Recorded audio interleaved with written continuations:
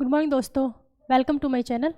देखो, हम जो पढ़ रहे थे मिडिवल हिस्ट्री में, पहले हम एक डायरेक्शन देख लेते हैं हम कहाँ पे हैं, है ना। मैं आपको पढ़ाने वाली हूँ भक्ति आंदोलन। पहले हमने क्या पढ़ा था? दिल्ली सल्तनत के बारे में पढ़ा था ना।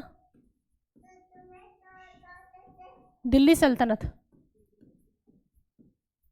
सल्तनत के बारे में हम कंप्लीट पढ़ लिया, ठीक।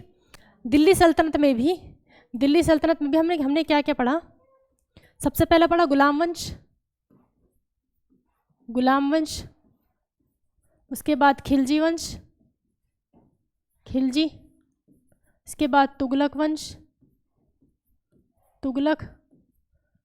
इसके बाद सैयद वंश, और इसके बाद लोधी वंश, ठीक है। और आगे हम पढ़ने वाले हैं मुगल, क्योंकि इसके बाद मुगल स्टार्ट हो जाएगा, है ना। जब इब्राहिम लोधी की लड़ाई किससे होती है? बाबर से। पानीपत का प्रथम वार, पानीपत का प्रथम युद्ध, तो उसके बाद मुगल की नींव डल जाती है भारत में, ठीक है। तो मतलब मुगल हमको पढ़ना है, लेकिन इसके बीच में जब आपको याद होगा, जब हमने तुगलक वंश पढ़ा था, तो इसमें हमने जब मोहम्मद बिन तुगलक पढ़ा, मोहम्मद बिन तुगलक से दो राज्य अलग हुए थे। एक कौन सा? विजयनगर, और दूसरा हुआ था बहमनी। विजयनगर और बहमनी, ठीक है। तो लास्ट मैंने मुगल शुरू करने से पहले आपको ये दोनों करा दी कवर। लास्ट वीडियो मैंने बहमनी की बनाई थी, ठीक है। काफ़ी अच्छा रिस्पॉन्स मिला, थैंक यू। तो बहमनी ये पढ़ने के बाद, है ना, हम मुगल पर जाने से पहले हमें एक चीज़ और पढ़नी है, वो है भक्ति आंदोलन। जैसे आपने सुना होगा कि नयनार संत, फिर अलवार संत, शंकराचार्य, उनके जो वाद हैं, द्वैतावाद, अद्वैतवाद, वो आपको पढ़ने हैं, ठीक है। फिर इसमें संत वगैरह, मतलब पूरा भक्ति आंदोलन एक बार निपटा दे, क्योंकि इस पूरे पीरियड में साथ में क्या चला था? भक्ति आंदोलन भी चल रहा था। और वो चैप्टर ऐसा है भक्ति आंदोलन कि उससे कभी ना कभी क्वेश्चन आ जाता है। ज़्यादातर मतलब चैप्टर तो छोटा है, लेकिन क्वेश्चन आने की संभावना ज़्यादा है, ठीक है। तो हम क्या पढ़ें? भक्ति आंदोलन पढ़ेंगे अब, क्लियर। भक्ति आंदोलन मतलब ये चल रहा है हमारा सीक्वेंस। तो हम भक्ति आंदोलन पढ़ने वाले हैं, भक्ति आंदोलन,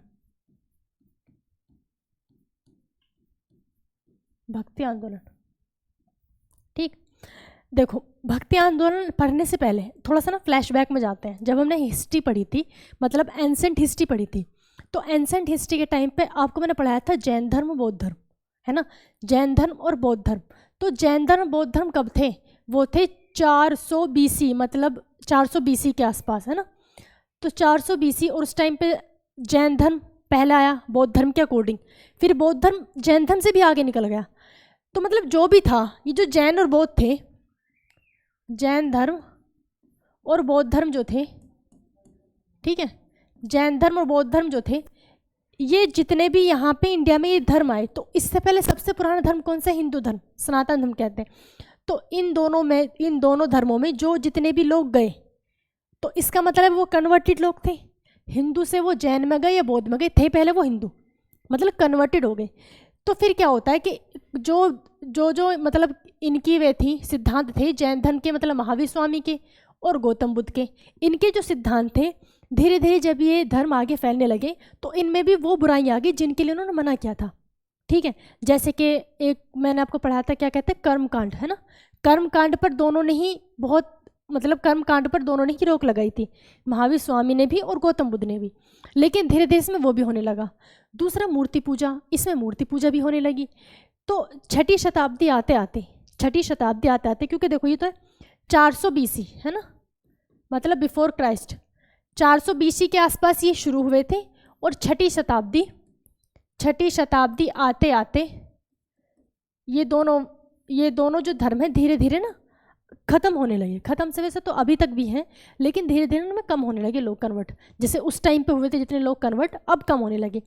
तो इस चीज़ का, इनमें जो कुरीतियाँ, इनमें जो बुराइयाँ आने लगी, इस चीज़ का फ़ायदा उठाया संतों ने, ठीक है। उन्हें कहते हैं हम अलवार और नयनार। आपने सुना भी होगा अलवार और नयनार के बारे में, बात क्लियर है। तो छठी शताब्दी में क्या होता है, इनकी बुराइयों का कि ये बात कह के कि भैया अब इनमें भी वही बुराइयाँ आ गई हैं जो आप छोड़ के इन धर्म को अपनाया था जिस चीज़ के लिए, वो चीज़ अब इनमें भी आ गई हैं, तो क्यों ना अपने धर्म में ही वापस आ जाए। तो छठी शताब्दी में क्या होता है, एक तो नयनार नैनार और दूसरा अलवार, अलवार, ठीक है। इन दोनों ने भक्ति आंदोलन स्टार्ट किया और लोगों को बताया कि मतलब आप अपने धर्म में वापस आए, है ना, उनको वापस से हिंदू धर्म में काफ़ी लोगों को कन्वर्ट किया। तो नैनार किन्हें कहा जाता था? नैनार किया जाता था जो शिव के भक्त होते थे। किसके? शिव के, ठीक। और अलवार उन्हें कहा जाता था जो विष्णु के भक्त होते थे। ये क्वेश्चन बिल्कुल डायरेक्ट पूछ लेता है कि जो नैनार लोग थे, नैनार संत जो थे, वो किसके भक्त थे? वो शिव भक्त होते थे। और जो विष्णु के थे वो अलवार, मतलब जो अलवार होते थे वो विष्णु के भक्त होते थे। अब इसको याद करने का तरीका देखो, इसमें नयन है ना, नयन। तो नयन मतलब तीसरी आंख जो होती है किसकी होती है? शिव की होती है। तो नैनार शिव के हो गए और बाकी दूसरा अलवार तो फिर विष्णु के बसते हैं, ठीक है ना। वैसे भी इसमें अलवार मतलब कि अवतार जैसा लग रहा है ना साउंड, और सबसे ज़्यादा अवतार किसने लिए है? विष्णु ने, ऐसे भी कोरिलेट कर सकते हैं। लेकिन सबसे बेस्ट ये है कि आप नैनार को याद रखें, इसमें नयन आ रहा है, और नयन जो संत होंगे वो किसके भक्त होंगे? शिव के होंगे। तो इन्होंने ना भक्ति आंदोलन की स्टार्टिंग की, ठीक है, छठी शताब्दी में इन्होंने भक्ति आंदोलन की स्टार्टिंग की। फिर धीरे धीरे इसको जो अपने कहते हैं ना सिस्टमैटिक तरीके से जो आगे लेकर गए, वो लेकर गए शंकराचार्य। वो कौन लेकर गए? शंकराचार्य। तो इन्होंने बहुत अच्छे ढंग से नहीं किया, लेकिन स्टार्टिंग इन्होंने ही की, नैनार और अलवार ने। बात क्लियर? अब पढ़ते हैं हम शंकराचार्य, मतलब भक्ति आंदोलन की हमने स्टार्टिंग तो पढ़ ली कि छठी शताब्दी से इनकी स्टार्टिंग हो गई, मैं ठीक है। तो अब पढ़ते हैं, इससे आगे चलते हैं थोड़ा सा। देखो, एक शंकर नाम का, आप थोड़ा सा स्टोरी से समझो, एक शंकर नाम का लड़का था, ठीक। और वो बहुत ज़्यादा मतलब कहते हैं ना भक्ति में रहता था, और उसने बहुत सारे लोगों को मतलब उपदेश देना, ये सब करना। फिर वो ही आगे बड़ा होकर क्या कहलाया गया? शंकराचार्य। वो आचार्य जुड़ गया, ठीक है। शंकर के नाम में क्या जुड़ गया? शंकराचार्य, शंकराचार्य, ठीक। शंकराचार्य ने क्या किया? शंकराचार्य ने एक इस भक्ति आंदोलन को एक सिस्टमैटिक तरीके से लेकर गए आगे, क्योंकि अलवार और नैनार ने जो चीज़ें नहीं की थी वो इन्होंने की। देखो, जैसे इन्होंने सोचा कि जैन धर्म और बौद्ध धर्म में लोग इतने कन्वर्टेड क्यों हुए, क्यों गए? क्योंकि जैन हो या बौद्ध हो, अगर जो लोग जैन में जा रहे हैं या बौद्ध में जा रहे हैं वो हिंदू धर्म से ही जा रहे हैं, और तो कोई था नहीं यहाँ पे, हिंदू धर्म से ही उसमें जा रहे हैं। तो शंकराचार्य ने सोचा कि मतलब ऐसी क्या खास बातें हैं, क्या चीज़ें। तो इन्होंने क्या किया? इन्होंने जैसे वहाँ पे जैसे जैन धर्म था, दूसरा बौद्ध धर्म था। शंकराचार्य ने इन दोनों चीज़ों की ना, इन दोनों की बात नोटिस की। जैन धर्म में भी और बौद्ध धर्म में भी किसका सिद्धांत दिया गया था? कि एकेश्वरवाद का, मतलब ईश्वर एक है ना, एकेश्वरवाद का सिद्धांत दिया गया था, ईश्वर एक है। तो जैन धर्म में भी आप भले ही 24 तीर्थंकर हुए हैं, लेकिन ज़्यादातर फोकस किस पर रहता है? महावीर स्वामी पर, महावीर स्वामी को मानते हैं। वैसे ही बौद्ध धर्म में किसका रहता है? बौद्ध धर्म में तो है ही खैर एक गौतम बुद्ध, बौद्ध धर्म में गौतम बुद्ध है। तो इसको देखते हुए इन्होंने भी क्या दिया? शंकराचार्य ने दिया अद्वैतवाद का सिद्धांत। क्या दिया? अद्वैतवाद का सिद्धांत दिया, ठीक है। अद्वैतवाद का सिद्धांत किसने दिया? शंकराचार्य ने। फिर क्या होता है? फिर शंकराचार्य ने देखा कि अच्छा, जैन धर्म से भी आगे बौद्ध धर्म निकल गया। क्यों निकल गया? क्योंकि जो चीज़ जैन धर्म में नहीं थी वो बौद्ध धर्म ने की गई। जैसे जैन धर्म में सिर्फ 2 संगीति हुई, संगीति मतलब एक तरह से कह सकते हैं मीटिंग्स। जैन धर्म में सिर्फ 2 हुई थी और बौद्ध धर्म में 4 हुई थी। बौद्ध धर्म में कितनी हुई थी? 4 मीटिंग्स हुई थी, 4 संगीति हुई थी। तो इन्होंने कहा ऐसा करते मतलब हमें भी कोई ऐसी जगह होनी चाहिए जहाँ पर लोग आएँ और एक दूसरे से मतलब कांटेक्ट हो, और अपने जो जितनी भी अच्छी बातें उपदेश उनको आगे बढ़ाया जाए। तो इन्होंने सोचा कि हम भी कोई ऐसी जगह बनाते हैं। तो शंकराचार्य ने क्या किया? शंकराचार्य ने चारों दिशाओं में, हमारे देश की चारों दिशाओं में 4 मठ बनाए, जिनको पीठ कहते हैं। 4 मठ की स्थापना करी, जिनको क्या कहते हैं? पीठ कहते हैं। वो चारों मठ चारों दिशाओं में थे। देखो,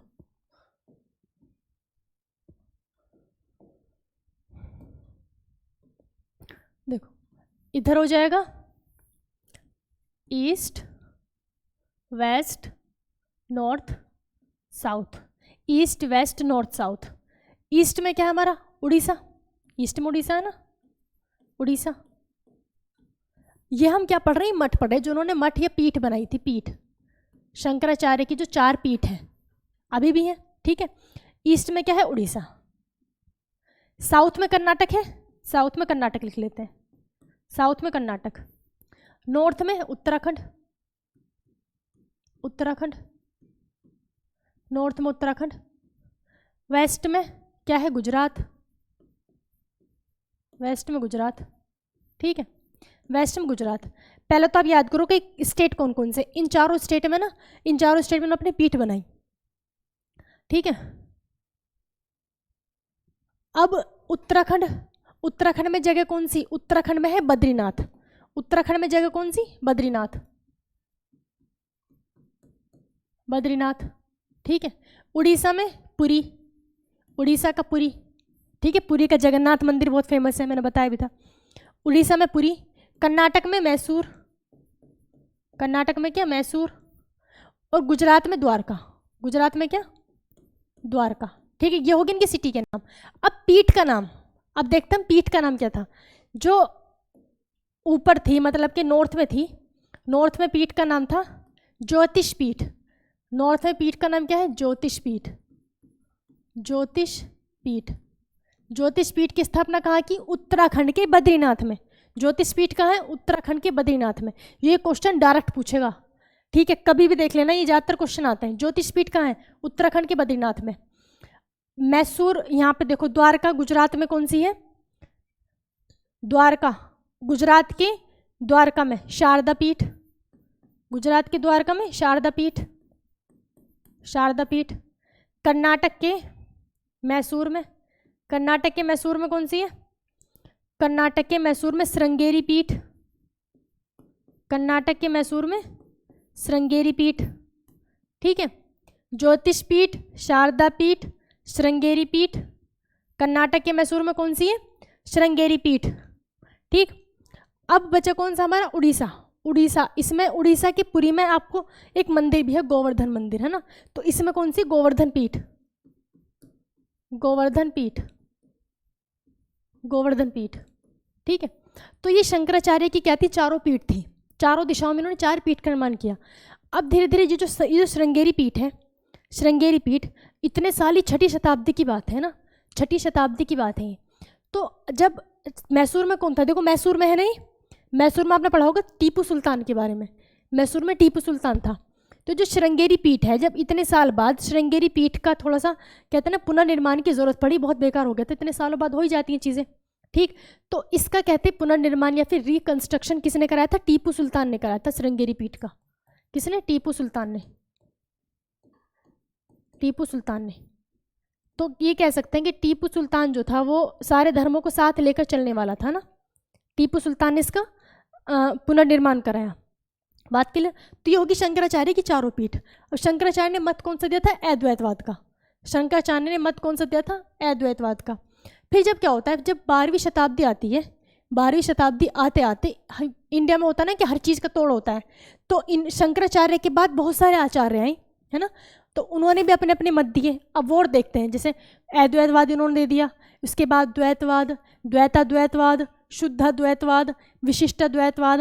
भाई आपको याद तो करने पड़ेंगे, सीधे याद करने वाली चीज़ है ना। अब इसके बाद हम आगे देखते हैं, तो कौन सी 6ठी शताब्दी की बात है? 6ठी शताब्दी,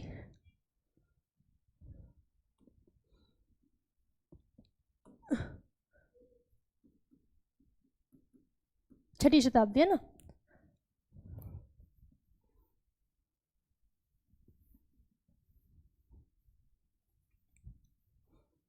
देखो शंकराचार्य ने जो हमें कौन सा दिया था मत? अद्वैतवाद का। शंकराचार्य ने कौन सा मत दिया? अद्वैतवाद का। इसके बाद जो आचार्य है, शंकराचार्य के बाद कौन है? माधवाचार्य। अब बात कौन सी हो रही? 12वीं शताब्दी की। बात किसकी हो रही है? 12वीं शताब्दी की, ठीक है। 12वीं शताब्दी में, 12वीं शताब्दी में कौन आते हैं? माधवाचार्य, माधवाचार्य, माधवाचार्य। देखो ये जो अद्वैतवाद है, अद्वैतवाद का मतलब क्या है कि दो नहीं सी एक, जिसमें भी ए लग जाए तो नेगेटिव हो जाता है वो वर्ड ना। तो अद्वैतवाद मतलब कि ईश्वर एक है, और इन्होंने किसको दिया? ब्रह्मा को बताया, ठीक है। सृष्टि के रचनाकार कौन है? ब्रह्मा। तो सबसे आप किसी की भी पूजा करो, क्योंकि कोई तो कर रहा है कि गणपति बप्पा मोरया, कोई कर रहा है कृष्ण की लीला कर रहा है, मतलब सब अलग अलग चीज़ों को, अलग अलग भगवानों को मानते हैं। लेकिन इन्होंने, शंकराचार्य ने जो अद्वैतवाद का मत दिया, इनका मतलब ये था कि सब चीज़ सबसे ऊपर कौन है? ब्रह्मा है, ब्रह्मा ही सत्य है। संसार में हर चीज़ क्या है? असत्य है, सिर्फ ब्रह्मा ही सत्य है। तो ब्रह्मा ही सत्य है, किसने कहा था? शंकराचार्य ने। और इसी वजह से इनको क्या कहा गया? अद्वैतवाद का मत, ठीक है, अद्वैतवाद। इसके बाद माधवाचार्य आते हैं।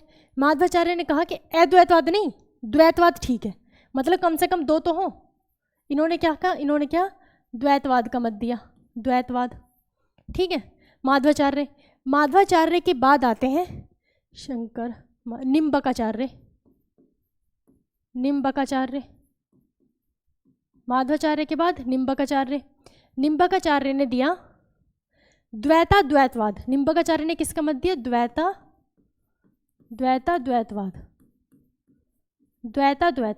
निम्बकाचार्य ने क्या मत दिया, द्वैतवाद। इसके बाद निम्बकाचार्य के बाद दूसरा आचार्य है, उनका नाम है शंकराचार्य, माधवाचार्य, निम्बकाचार्य, वल्लभाचार्य, ठीक है। वल्लभाचार्य के बाद रामानुजाचार्य, वल्लभाचार्य के बाद कौन आए, रामानुजाचार्य। तो वल्लभाचार्य ने दिया शुद्धाद्वैतवाद का मत, शुद्धाद्वैतवाद, ठीक। इसके बाद रामानुजाचार्य ने दिया विशिष्टाद्वैतवाद,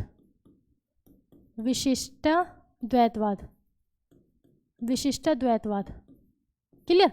इन्होंने क्या दिया, विशिष्टाद्वैतवाद का मत।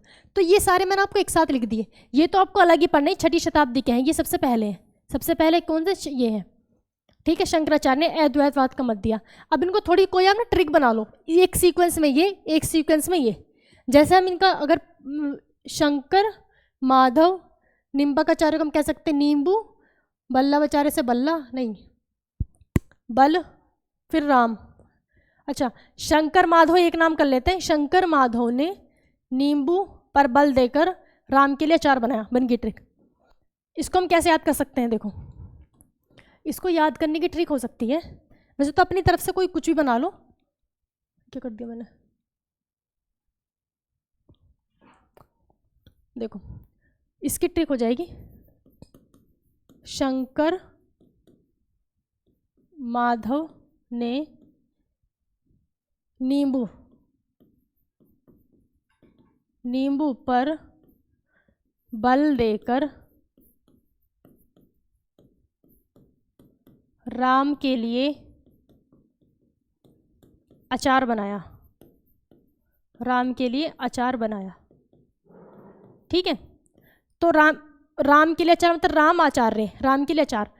शंकर माधव एक नाम हो गया।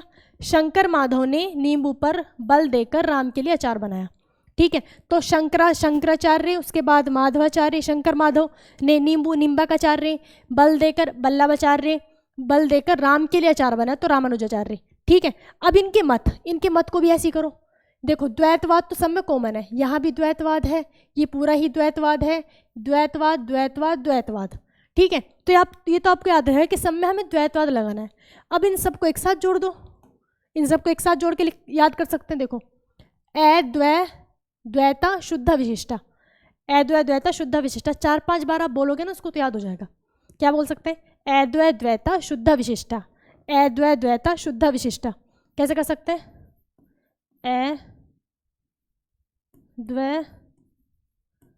द्वैता शुद्ध विशिष्टा,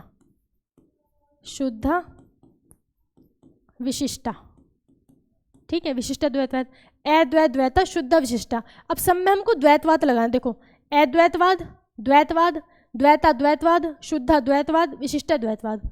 बात क्लियर। तो पहले आपको ये सीक्वेंस में पढ़ना है, फिर ये सीक्वेंस में पढ़ना है। इनसे क्वेश्चन डायरेक्ट आएंगे, मैं एक बार फिर कह रही हूँ, ये आते हैं, इंपॉर्टेंट है, ठीक।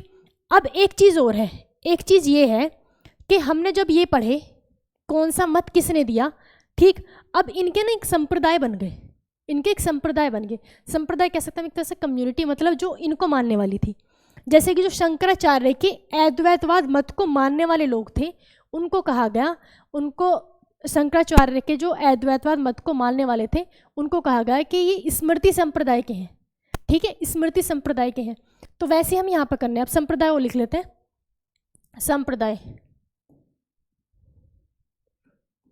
ठीक है। देखो जैसे हमने ये किया, अब अद्वैतवाद को मानने वाले कौन थे, इसको बोला गया स्मृति संप्रदाय,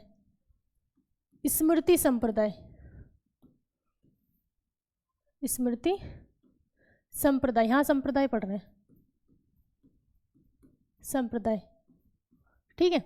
अद्वैतवाद को मानने वाले स्मृति संप्रदाय, फिर इसके बाद द्वैतवाद को मानने वाले ब्रह्मा संप्रदाय कहा गया, ब्रह्मा।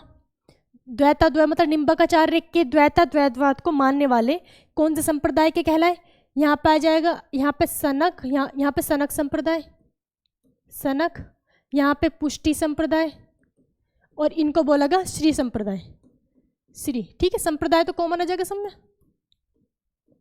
संप्रदाय संप्रदाय संप्रदाय संप्रदाय संप्रदाय, ठीक है। अब इसका एक बार पूरे को देख लो,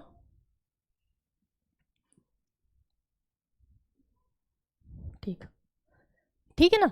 तो ये हो गया हमारा, इनको पढ़ने जरूरी है हमें। देखो ये तो स्मृति ब्रह्मा, सनक थोड़ा अजीब सा है, सनक को बीच में करना है, जैसे किसी की सटक गई हो तो वर्ड ऐसा है, सनक बीच में, ऊपर स्मृति ब्रह्मा सनक पुष्टि श्री, स्मृति ब्रह्मा सनक पुष्टि श्री, स्मृति। ये जो श्री संप्रदाय है ना, श्री संप्रदाय को कभी कभी लिखा है श्री गणेश, मतलब किसी की शुरुआत करने के लिए कहते हैं ना श्री गणेश हो गया, है ना। तो श्री संप्रदाय को कभी कभी आता है श्री गणेश संप्रदाय, ठीक। तो ये हो गया हमारे, जो हमने किसी ने कौन कौन से मत दिए। अब आ जाती है 12वीं शताब्दी। 12वीं शताब्दी के बाद फिर भक्ति आंदोलन कह सकते हैं कि अपनी चरम सीमा पर आ गया, है ना, बिल्कुल अपनी पीक पर। तो इनके एफर्ट से जब अपनी पीक पर आ गए तो भक्ति आंदोलन को हमने 2 पार्ट्स में डिवाइड किया, ठीक। इसका स्क्रीनशॉट ले सकते हैं। फिर भक्ति आंदोलन को हमने 2 पार्ट्स में डिवाइड किया, सगुण भक्ति और निर्गुण भक्ति। अब ये देखते हैं सगुण और निर्गुण क्या है, सगुण भक्ति और निर्गुण भक्ति, ठीक है। देखो अब हमारा जो ये भक्ति आंदोलन है, भक्ति आंदोलन, बस थोड़ा सा पढ़ाऊंगी। भक्ति आंदोलन, भक्ति आंदोलन को हमने 2 पार्ट्स में डिवाइड किया। भक्ति आंदोलन को हमने 2 पार्ट्स में डिवाइड किया। एक को कहा गया सगुण भक्ति, सगुण भक्ति, ठीक है। दूसरों को कहा गया निर्गुण भक्ति, दूसरों को क्या कहा गया, निर्गुण भक्ति, निर्गुण भक्ति,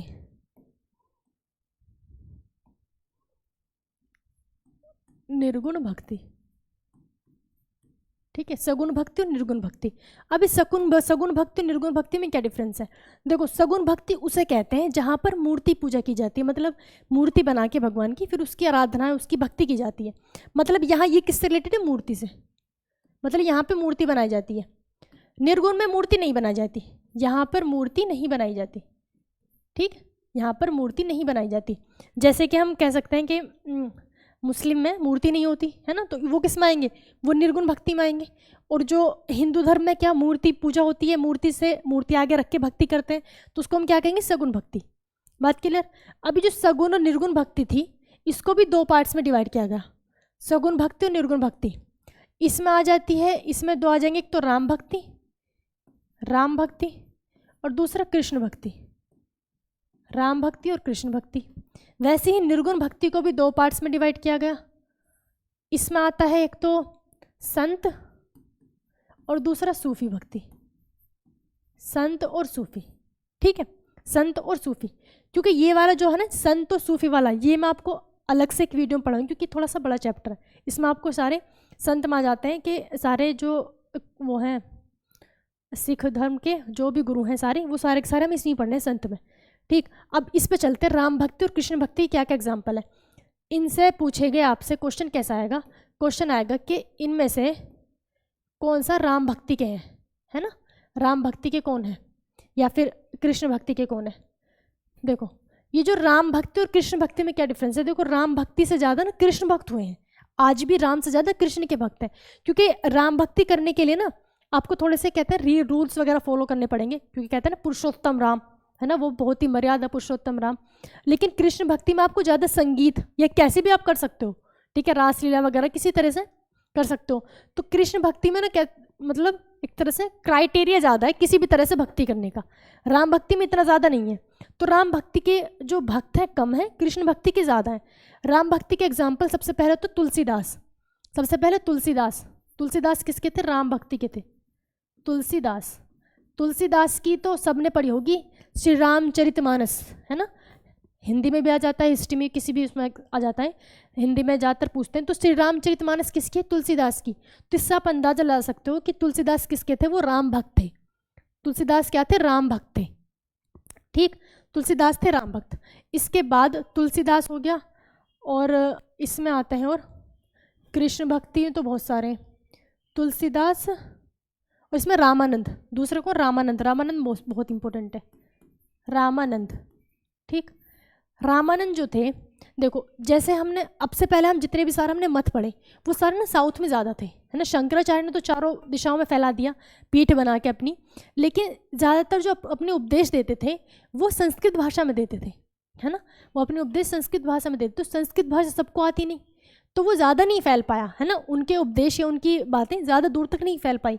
इसका फ़ायदा किसने उठाया? रामानंद ने उठाया। रामानंद ने दक्षिण भारत से उत्तर भारत में भक्ति आंदोलन को लेकर आए, और इन्होंने हिंदी भाषा का प्रयोग किया। ठीक, जैसे कि गीता के उपदेश वगैरह सुनाने होते हैं, तो इन्होंने वो उस चीज़ को हिंदी में कन्वर्ट करके तब लोगों को बताया। ठीक है, तो रामानंद को कहा जाता है कि दक्षिण भारत से भक्ति आंदोलन को उत्तर भारत में पहुंचाने वाले कौन है? रामानंद है। और रामानंद क्या है? वो राम भक्त है। एक तीसरा नाम इसमें आता है राम भक्त में, त्यागराज का, त्यागराज, त्यागराज, तीसरा नाम किसका आता है? त्यागराज का। अब आ जाते हैं हम कृष्ण भक्ति में। कृष्ण भक्ति में बहुत सारे हुए हैं। कृष्ण भक्ति में एक तो सबसे पहले जो कृष्ण भक्त है विट्ठल स्वामी, विट्ठल स्वामी, विट्ठल स्वामी। ठीक है, ये जो विट्ठल स्वामी थे बहुत बड़े कृष्ण भक्त थे। विट्ठल स्वामी बहुत बड़े कृष्ण भक्त थे और इनके बहुत सारे शिष्य थे विट्ठल स्वामी के।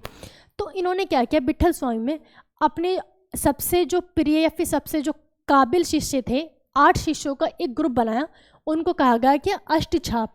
उन शिष्यों को 8 शिष्यों को क्या कहा गया? अष्टछाप, अष्टछाप, उनको क्या कहा गया? अष्टछाप। जब मैंने आपको कृष्णदेव राय के बारे में पढ़ाया था, मैं तब भी बताया था कि जो 8 का जो ग्रुप है ना, ये कई जगह आप 3 जगह पढ़ोगे। कृष्णदेव राय के जो 8 कवि थे तेलुगु भाषा के, उनको क्या कहा गया था? अष्टदिग्गज। उनको क्या कहा गया था? अष्टदिग्गज। और ये अष्टछाप कौन है? विट्ठल स्वामी के 8 शिष्य। ठीक है, विट्ठल स्वामी के 8 शिष्य कौन है? अष्टछाप। एक आता है अष्टप्रधान, वो आप उसमें पढ़ोगे शिवाजी के। शिवाजी के जो 8 प्रधान थे, मतलब 8 मंत्रियों का जो ग्रुप था, उनको क्या कहा जाता था? अष्टप्रधान। ठीक है, वहाँ पर अष्टप्रधान, अष्टदिग्गज, ये क्या है? अष्टछाप। बात क्लियर?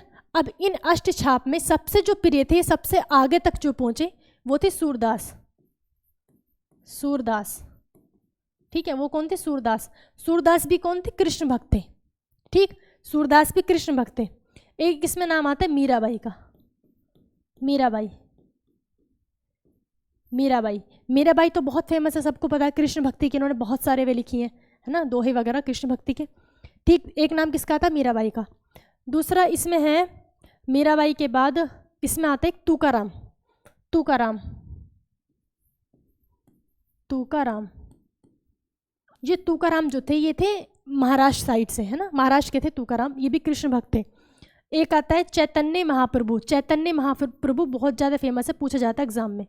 चैतन्य महाप्रभु, चैतन्य महाप्रभु जो थे वो बंगाल से थे। चैतन्य महाप्रभु कहाँ के थे? बंगाल के थे।